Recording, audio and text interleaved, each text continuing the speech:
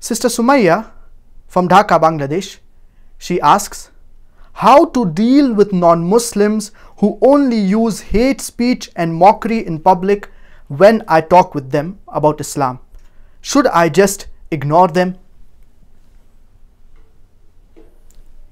Allah subhanahu wa ta'ala says in the glorious Quran, in Surah Fussilat, chapter number 41, verse number 34, وَلَا تَسْتَوِي الْحَسَنَةُ وَلَا السَّيِّئَةُ إِدْفَعْ بِالَّتِي هِيَ أَحْسَنُ فَإِذَا الَّذِي بَيْنَكَ وَبَيْنَهُ عَدَاوَةٌ كَأَنَّهُ وَلِيٌّ حَمِيمٌ. Nor the good and evil are the same. Repel evil with that which is better. For you will see between you and him who there is enmity will become your close friend.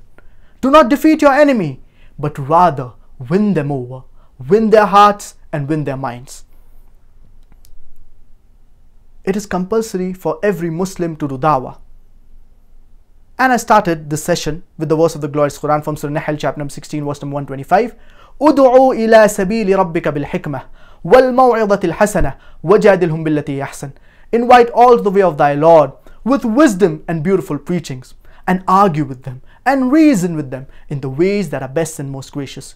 So the first thing that you should do is do dawah with the non-Muslims. Even if they mock you, even if they make fun of you, yet you should continue doing dawah with hikmah and with husna. And if you look at the lifestyle of our beloved Prophet Muhammad, peace be upon him, even he was mocked at. The Sahaba, when they propagated the message of Islam, they were mocked at. They were tortured. But this did not prevent them from spreading the message of Islam. They continued spreading the message of Islam. So you need to do dawah, you need to continue propagating the message of Islam, even if the non-Muslims, they mock at you.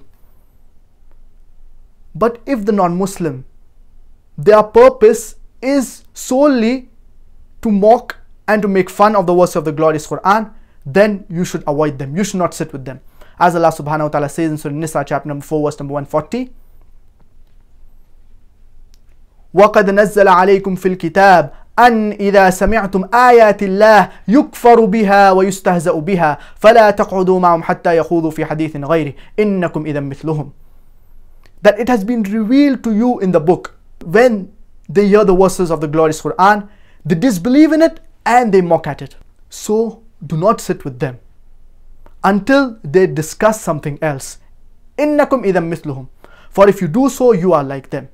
So if they are mocking, they are making fun of the verse of the glorious Quran, then you should not sit with them and you should avoid them. But this is the last resort. After you have conveyed the message of Islam to these non-Muslims, if they are yet mocking and their purpose is to make fun, then you should avoid them and not sit with them.